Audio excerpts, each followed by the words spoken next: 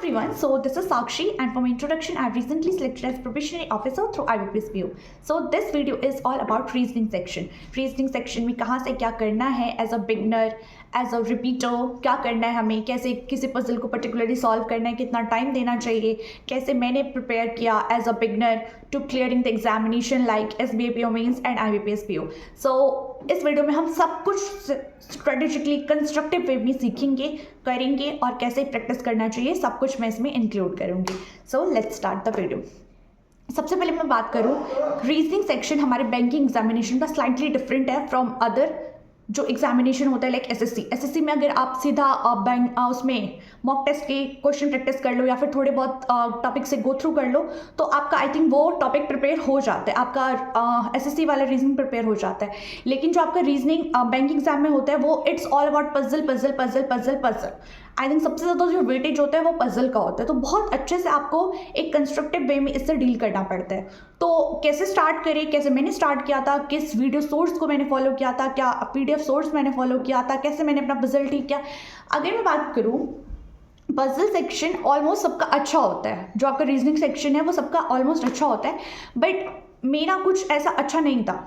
पर ऐसा भी नहीं था कि मुझे उसको बहुत डाउन करना था, क्योंकि ये चीज़ जब हो जाती है ना कि सबका ही ऑलमोस्ट अच्छा है तो उसमें और मज़ा आता है कि मेरा ही क्यों ख़राब है. मुझे वो ईगो वाली चीज़ तो मेरे अंदर है और उस पर मैं बहुत ज़्यादा फिर काम करती हूँ.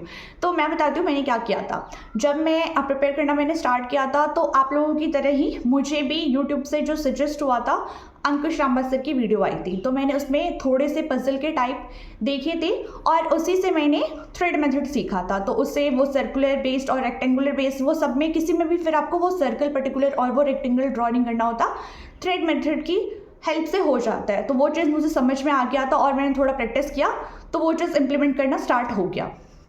ठीक है.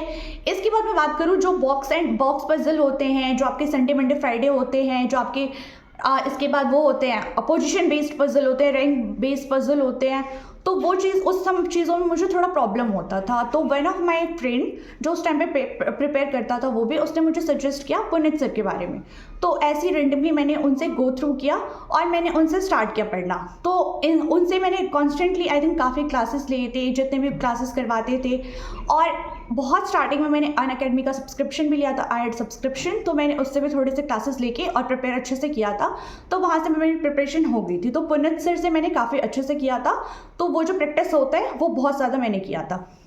अब अगर मैं PDF सोर्स की बात करूँ तो आपको प्री के लिए तो बहुत सारा कंटेंट मिल जाएगा यूट्यूब पे फ्री में. पुनीत सर, अंकुश लांबा सर और आर्ट्स ऑफ रीजनिंग करके एक चैनल है, आप उसके लिए भी कर सकते हो. आर्ट्स ऑफ रीजनिंग और जो चैनल है उसको आप पर्टिकुलरली मेंस के लिए फॉलो करो, वो बेस्ट सोर्स है, बहुत अच्छा कराते हैं. आई थिंक 1 आवर या 1.5 आवर की वो क्लासेस होती है पर्टिकुलरली मैराथन की फॉर्म में, जिसमें क्रिटिकल रीजनिंग, आपके पजल और मिसलेनियस सब कुछ इंक्लूड होता है. तो मेंस के लिए आई थिंक वो कैप्सूल नहीं होता उस टाइम पे, वो आपको कैप्सूल की तरह हेल्प करेगा. तो उसको ज़रूर एक बार देखना और उसको ज़रूर से ज़रूर करना, वो अच्छी क्लासेस है. ठीक है. रीजनिंग में मैंने इतने सारे सोर्सेज फॉलो किए थे. आई थिंक जो मुझे आई थिंक जब एक बार आपका सिलेबस हो जाता है ना तो आप सिर्फ आप वीडियो पे सोर्स पे डिपेंड नहीं रह जाते, आप पॉज करके सिंपली खुद से भी प्रैक्टिस कर सकते हो. और वो जो प्रैक्टिस करोगे वो आपको डेफिनेटली बेनिफिट करेगा मोर देन कि आप किसी टीचर से बार बार खुद समझ रहे हो. रीजनिंग इज़ ऑल अबाउट कि आप खुद से पजल लेके बैठो और खुद को बहुत सारा टाइम दो. ठीक है. ये तो होगी पजल की बातें. तो पजल ऑफकोर्स मैंने स्टार्ट किया था अंकुश लांबा सर से. जो मेरे थोड़े बहुत पजल के टाइप थे वो मैंने पुनीत सर से किया था. उनकी जो 10 PM 10 पजल होती थी मैंने वो मैराथन्स भी काफ़ी लिया है.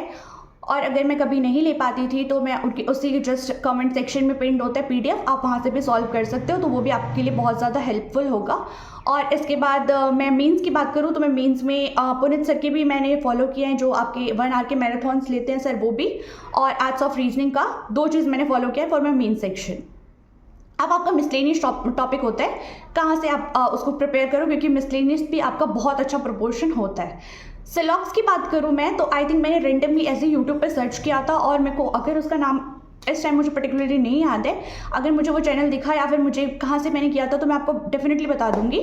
तो मैंने खुद से भी प्रैक्टिस किया और टेस्ट में जो क्वेश्चन मेरे पर्टिकुलर टाइप गलत होते थे मैंने उससे भी बहुत कुछ सीखा. Silox is all about making mistakes and rectify at the same time. ठीक है, आप उसको जितना मिस्टेक करोगे और जितना रेक्टिफाई करोगे आपके लिए वो बेनिफिशियल है, आपको सारे टाइप उसी में कवर हो जाते हैं। मॉक टेस्ट में आपको मोर देन इनसफिशिएंट है मॉक टेस्ट सिलेक्ट टॉपिक के लिए। तो मिसलेनियस टॉपिक जो है आपका रीजनिंग का, वो आप मॉक टेस्ट की हेल्प से ही कर सकते हो, मॉक टेस्ट से कर सकते हो, आराम से हो जाएगा आपका सारा टाइप। देखो किस में प्रॉब्लम हो रहा है और उसको सिंपली यूट्यूब पर जाके सर्च करो और कर लो। बाकी जो आपके पजल के सब टाइप है उसके लिए आपको उसके साथ टाइम बिताना पड़ेगा, उसको टाइम देना पड़ेगा। जब आपके सारे टाइप कवर हो जाए, प्री के पजल की बात कर रहे हो, तो ट्राई करो अपने सिलेबस में इंक्लूड करो मेंस के पजल की। एक अच्छा सा पजल उठाओ मेंस का और उसको टाइम दो, 15 मिनट, 20 मिनट, 25 मिनट, 1 घंटा लेके बैठो, कोई बुराई नहीं है, क्योंकि आप खुद से टाइम बिता रहे हो तो वो प्रोडक्टिव ज़रूर होगा और आपको ज़रूर रिजल्ट मिलेगा। जितना टाइम आप उस टाइम पे बिता रहे हो, आपकी सोचने की थिंकिंग एबिलिटी इंक्रीज होती है रीजनिंग से, ठीक है, तो वो आपको बहुत ज़्यादा बेनिफिट करेगा। एक बार जब आपका मेंस का पजल इजीली बनने लगा, आपको टाइम लगा के भी होने लग गया, आपको ये अगर आप ये श्योरिटी हो गई मुझे टाइम तो लगता है पर मैं वो चीज़ कर लेता हूँ, तो आपका जो प्री का पजल होगा ना, जहाँ पे वो बहुत ज़्यादा टाइम लिया करता था, 10 मिनट लेता था या 8 मिनट लेता था या 7 मिनट, 6 मिनट लेता था, वो देखना आप स्लाइटली डिक्रीज होना स्टार्ट होगा। 2 मिनट 3 मिनट में आप आराम से बना के उसको निपट लोगे। वो आपको मेंस का पजल तो करना ही पड़ेगा और वो प्री के खत्म होते ही करना। जैसे ही आपका प्री का पजल, आपके सब टाइप खत्म हो, सारे टाइप खत्म हो, आप मेंस का लगाना स्टार्ट करो, ताकि आपका जो वो टाइम वाला प्रॉब्लम है वो वहीं से डिक्रीज होना स्टार्ट करेगा जब आप मेंस के पजल के साथ टाइम बिताओगे। अब एक और इम्पॉर्टेंट सेक्शन है, that is critical reasoning. Critical reasoning 10 marks का किसी भी एग्जाम में उठ के आ जा रहा है, बहुत ज़्यादा वेटेज इसका बढ़ता जा रहा है। तो अगर मैं मेरी बात करूं तो क्रिटिकल रीजनिंग मैं सारे क्वेश्चन नहीं छोड़ती थी, क्योंकि ऐसा नहीं होता कि सारे ही अलग अलग टाइप जो होते हैं वो नहीं समझ में आता। हम कॉम्प्रिहेंशन करते हैं, हमारा इंग्लिश का सेक्शन होता है, तो वहाँ से बहुत सारी हमारी आई थिंक कॉम्प्रिहेंडिंग कैपेसिटी वैसे इंक्रीज हो जाती है।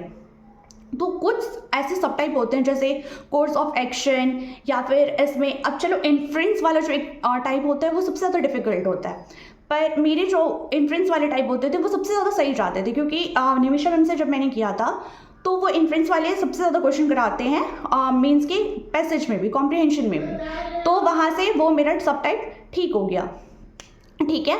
तो क्रिटिकल रीजनिंग आपका यहाँ से सॉल्व हो जाएगा। आपको क्रिटिकल रीजनिंग आपको क्या करना पड़ेगा, आप या तो कोई वीडियो सोर्स फॉलो कर लो, 1-2 वीडियो सोर्स फॉलो कर लो और इसके बाद मॉक पे डिपेंड हो जाओ या फिर किसी पीडीएफ पे डिपेंड हो जाओ। मैक्सिमम से मैक्सिमम क्वेश्चन प्रैक्टिस करो और देखो कहाँ पे आपको प्रॉब्लम हो रहा है।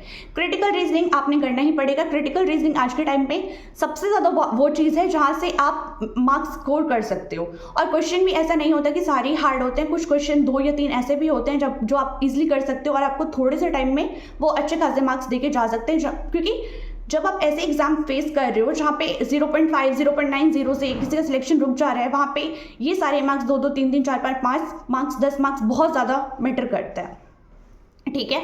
तो आई थिंक सब कुछ इसमें इंक्लूड हो गया, कहाँ से स्टार्ट करें, कैसे प्रिपेयर करें, सब कुछ मैंने इंक्लूड कर दिया है। सो अगर आप रिपीटर हो तो रिपीटर के लिए ऐसा मैं कुछ नहीं बोलूँगी कि आप वीडियो सोर्स पर डिपेंड करो। सिंपली आप प्रैक्टिस करो, जितना प्रैक्टिस करोगे आपके लिए उतना ज़्यादा बेनिफिट होगा। आपको पता है आपने क्या मिस्टेक्स किया है, ऑलरेडी आपको पता है, और उस चीज़ को रेक्टिफाई करो। कोई भी अगर आप वीडियो सोर्स भी फॉलो कर रहे हो, आपके पास पीडीएफ नहीं है तो वीडियो को पहले पॉज करो, खुद से ट्राई करो, अपना टाइम लो, जितना हो सके उतना टाइम लो, और इसके बाद वीडियो को देखो आपने क्या मिस्टेक किया, क्योंकि आपकी थिंकिंग कैपेबिलिटी खुद बढ़ेगी जब आप खुद के साथ time बिताओगे। So that's all about this video.